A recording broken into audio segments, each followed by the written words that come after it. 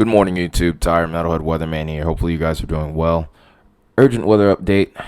I didn't quite, I wouldn't quite say this was unexpected, but I was surprised to see an upgrade to enhanced risk. And there's a couple things I have been surprised to see, and I'll go over that later. But we're watching these storms that are from our cold core setup from last night move forward. A lot of hail reports actually yesterday. Remember how we had that big contrast between cold and warm, allotting for those lapse rates needed for hail? That came to fruition. So 13 hail reports, one tornado and one wind report yesterday. If there's any good news to be had, that's it. But the threat for wind and tornadoes definitely increases today. There is an increase in hail threat as well, as we've been upgraded to an enhanced risk. Let's go ahead and take a look at that enhanced risk now.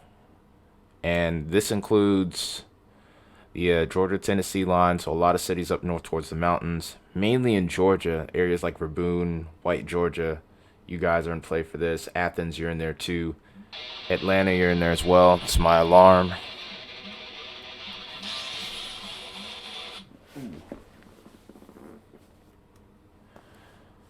Sorry about the alarm, but as I was saying, Atlanta's in the line of fire. Macon is in there as well.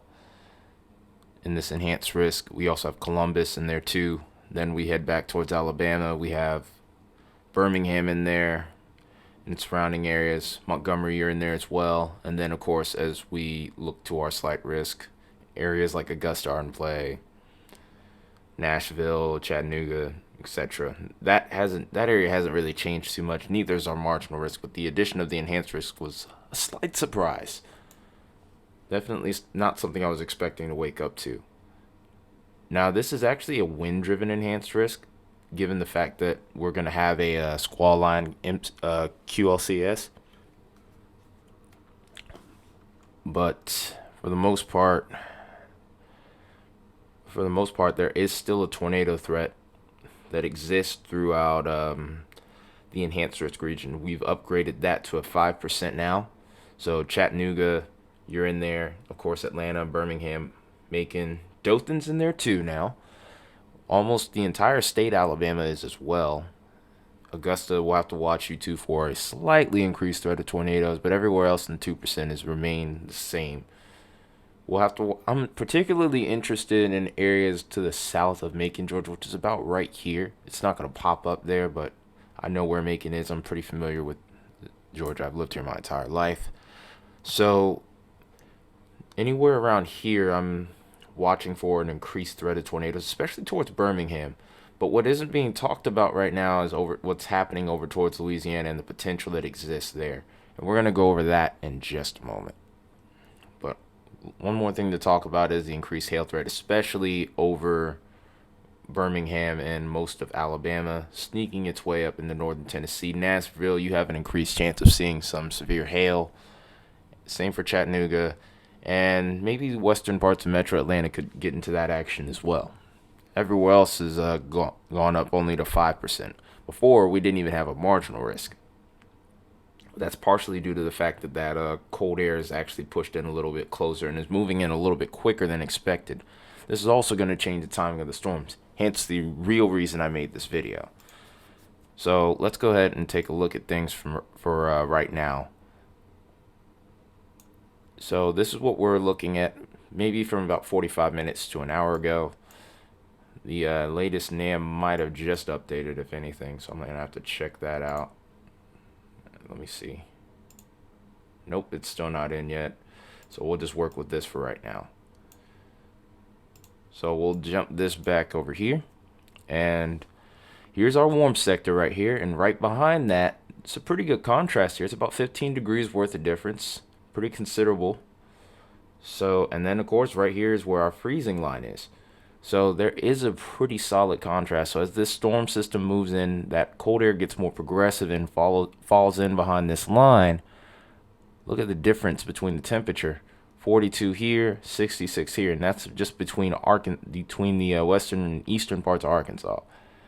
Over towards the further areas of the south and over towards the Gulf states, we're getting close to the 70-degree mark here. So that contrast is what's going to help you create a hail and tornado threat here. Not the most impressive lapse rates I've seen at the low to mid levels, but it's considerable given the parameters. And then, of course, we have our marginal tornado threat. Not the most impressive felicities, but that does show that there is potential for the atmosphere to spin. So let's go ahead now and keep moving this forward. And really, you could almost kind of go with the time, go off of this the temperature model to look at the timing. This is heading towards the afternoon hours, and this storm system looks like it's still, for the most part, in Mississippi. And then by the time we get to about 2 p.m., I'd say Alabama. And then by the time we get towards about 4, that's when we get to Atlanta. And then this clears out by that point, and here comes the cold air funneling in behind it. I just clicked the sounding for all the wrong reasons. But let's go ahead and look at the parameters, and then we'll take a look at the composite reflectivity. It's been quite the jump in Cape actually today. But what we can see here is we have an increased area of Cape values above 1,000 to 1,500 joules per kilogram, starting to push a little closer to 2,000 actually. Especially over this region. It's quite a streak of Cape actually. I'm about to call it Cape or cake. But there's nothing sweet about this at all, it seems. But there's also an uptick of Cape towards the Ohio Valley too, and we'll have to watch that. As time goes on, the Cape does diminish, especially considering the fact that we have a line of storms. But notice over towards southern Alabama, southern Georgia, there's an uptick of Cape there, and this is why I'm concerned about maybe a little corridor here where there could be an increased tornado threat, because these storms need that Cape to sustain themselves and to sustain those updrafts. And this spot just to the south of Atlanta, right around the Macon area, is an area of interest. Of course, as we go later into the day, the Cape starts to diminish, and our storm threat will start to our severe threat will start to diminish. Now here's the thing that's gotten really interesting, and this is where Louisiana comes into play here. And this is our significant tornado parameter. Look at this. This is from the storm system that we were just seeing on the radar right at the time I shot the video. I started shooting this video here. So we have tornado threat right now.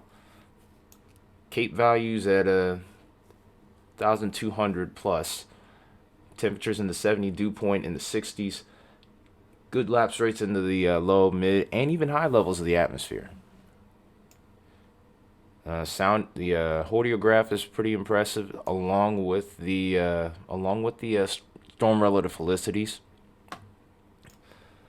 And if I moved this a little further, actually, if I clicked in this red area in just the right spot, that wasn't it. You can actually see this right here. Look at that. PDS tornado, which is absolutely insane. Now, this is a small window for this, so hopefully these storms can't take advantage of the atmosphere, because this could cause a lot of problems. And this is in an area that we've been seeing a lot of action in as of late. Although it's a little bit further north of New Orleans, still, Louisiana, Arkansas, Mississippi, Texas, you guys have been getting walloped over the last few months, and it looks like we could be in line seeing a little bit more action. Now, as time goes on, the tornado threat does diminish a bit, but there are small little slots here that we'll have to watch, especially towards northern Tennessee, where there's an increased tornado threat. And then we'll watch central Alabama as we get into the afternoon hours. This is getting towards noon, towards lunchtime for a lot of areas. And we have an increased tornado threat right here towards central Alabama, heading towards Birmingham. Tuscaloosa, you're in that as well. So we'll have to watch that very closely.